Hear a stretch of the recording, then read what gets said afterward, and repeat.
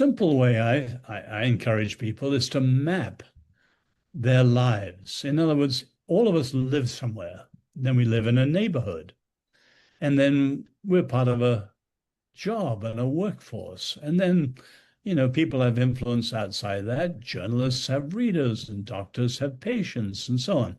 In other words, I encourage people to map the spheres of their lives and then to think, Lord, how am I being faithful and salt and light in a penetrating, engaging way in each of those spheres moving out?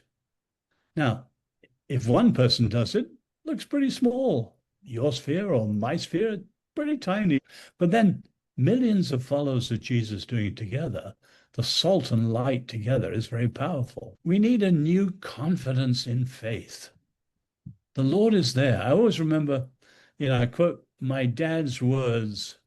We lived in the reign of terror after the Chinese Revolution in Nanjing, when my dad was tried by the communists, many of his friends, imprisoned, some of them executed. It was a time of incredible fear. I never saw my parents waver in faith once. And my dad would say, in effect, God is greater than all. The Lord can be trusted in every situation. Have faith in God, have no fear, and keep on in your calling.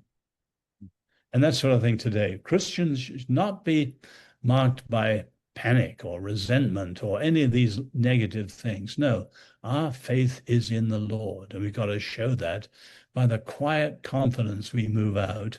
But I would encourage people to map the spheres of their calling and ask the Lord to help them to be faithful everywhere.